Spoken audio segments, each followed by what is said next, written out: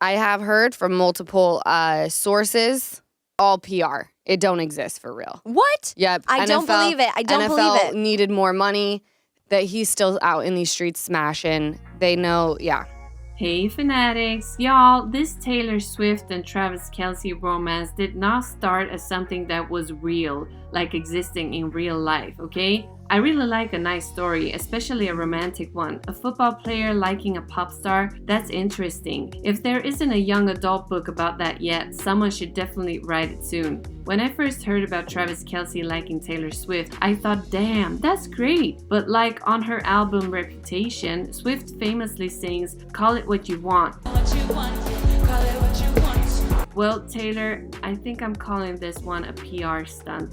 Honestly, I don't believe this relationship is entirely fake. I'm sure it began as a PR stunt, ending up with genuine feelings. I hope most of it still is real, yet my PR major side urges me to analyze it from a business standpoint, and that's the perspective I'll share with you here. Taylor's scoring big in a whole new arena with this move. The NFL usually pulls in a mostly older male crowd, but now dads are tuning into Taylor Swift for their daughters, concert tickets, merch, you name it. And on the flip side, young girls are suddenly interested in the NFL. Young girl from Penfield meeting her idol Taylor Swift with some help from Jason Kelce, a huge Bills and Taylor Swift fan, and last night was her first game ever. You know, it's not just about the moment, it's keeping that momentum going. Pop stars can go from hot to not real quick, but this keeps Taylor in the spotlight and relevant. Travis is the poster child for this shift. He's a legit celebrity now, more famous than ever, opening up doors for endorsements and opportunities, crucial as his NFL days wind down.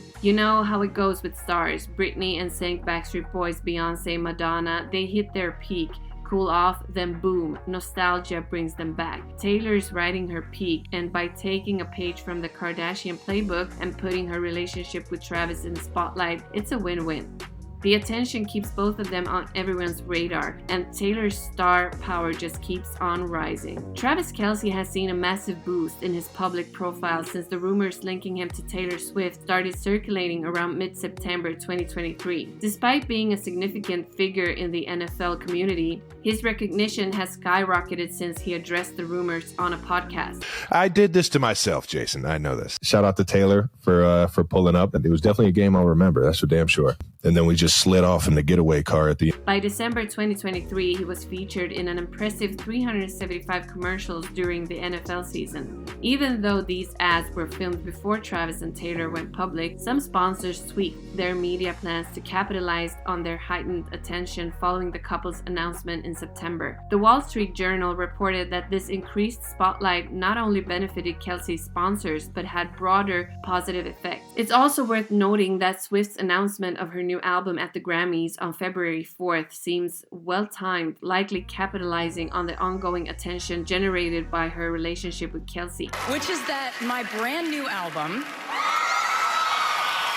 comes out April 19th. It's called The Tortured Poets Department. Beyond the romantic connection between Kelce and Swift, there's a third player in the mix, the NFL. Now I know suggesting that the league orchestrated this relationship might sound kind of crazy, but it's pretty evident that the NFL stands to gain a lot of benefits. Take, for instance, the Chiefs-Bills playoff game, which set a record as the most watched NFL divisional round game ever, drawing in 56 million viewers. Just a week later, the Chiefs-Ravens game also broke records for AFC title game viewership with 55 million viewers. In both cases, the common factor was the Chiefs and Swift. Just think of it, the powerhouse football team naturally appeals to the standard NFL demographic, while Swift brings in her unique audience with limited overlap between the two. Given these impressive statistics, it's not too far-fetched to imagine that the influential football league might have played a role in nudging the couple into the spotlight. On top of all this, after that Travis Kelce profile dropped in the New York Times, I had to rethink who he really is. Seems like he's all about the fame fame game and looking past the NFL days. Not too sure about what Taylor is getting out of it, but the Kelce family is cashing in big time. The Bros podcast blew up when Travis and Taylor got linked, and Donna Kelce, their mom, hit up the Today Show right after Taylor showed up at a Chiefs game.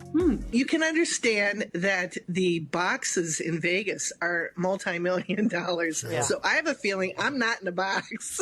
I have a feeling I'm in the stands. I think Travis is playing a smart game here, but Taylor might not be in it for the same reasons. For Taylor, the return on investment could be the killer case study coming out of this. Her stock with brands shot up big time, showing her impact on the NFL scene, which is mostly a guy thing. I'm guessing it wasn't some formal business deal, but they probably had this in mind from the get-go. The New York Times article I mentioned earlier dove into the strategy behind Kelce's quest to become a star as big as The Rock and how it unfolded. On Taylor's side, while she doesn't necessarily need more attention, positive PR still helps her. It's kind of cool how she went from dating a low-key guy to being proudly shown off by a top athlete, kind of like a throwback to her song You Belong With Me about the nerdy girl who can't compete with the cheerleader. Adding to this, Taylor has been facing negative PR regarding her private jet use and some cringy interviews.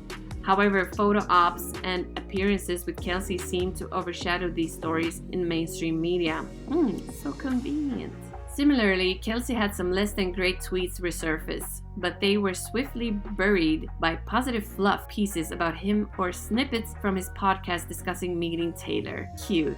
Overall, it appears to be a mutually beneficial relationship, boosting both their star power and brand. Anyway, it's interesting how Taylor Swift has managed to convert some regular NFL fans and folks associated with the league into Swifties, and that trend kind of kicked off during her summer tour even before the Kelce connection. From broadcasters to athletes, both current and former, who brought their families to her shows, many were impressed by her stage athleticism, and that admiration translated to their influence on fans. So I have to say, even they're faking it. They're doing a damn good job. They're out in public, but not overly so. Swift goes about her business and Kelce does his thing. Sometimes they pop up cheering each other on. Reportedly, Kelce had plans to up his marketing game before this football season, and if this is his way of doing it, it's pretty wild. This whole thing they have going is still pretty fresh at just 8 months, and usually that's the intense phase, right? But the weird part is they don't seem to be clocking in much FaceTime. Even with her on a break from the tour, they used to see each other like once a week. She swoops in for the game and bounces within 24 hours. He doesn't seem like the type of guy who'd be content with having sex once a week or less for months and months on end. Chemistry-wise, they're not exactly making sense either, especially when you compare Taylor to his past interests. If you look at the pictures of him when he was dating his ex-girlfriend, he only dated black girls with big before, and all of a sudden he's into a white girl with a flap. It's simple. She needed to hype up her Eras Tour movie and those recordings, and he's eyeing that broader female audience. Swift would be the kiss, and then would be the Katy Perry would be the He's like, yes. And seriously, what kind of a relationship could they possibly have given their schedules? She's got a crazy busy schedule, and he's looking to broaden his horizons post-football, especially with his brother hanging up the cleat. They're clearly eyeing that transition from football to being those generic famous people doing podcasts, appearing on shows like The Masked Singer, you name it.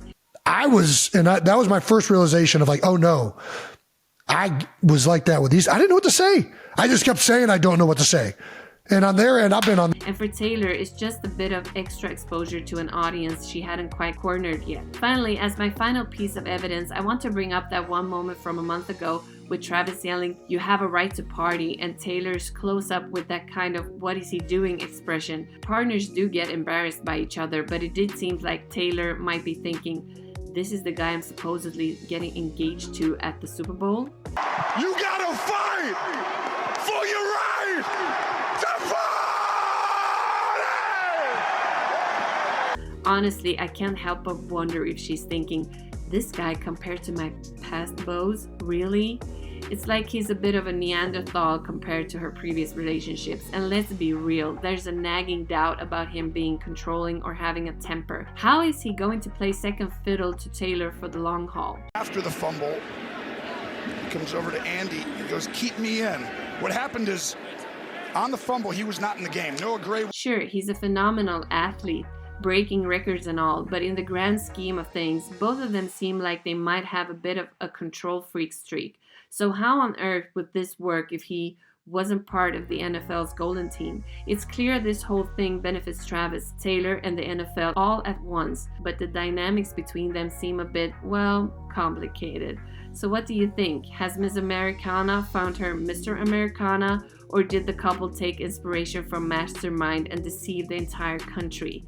Drop your thoughts in the comments and we'll catch you in the next video.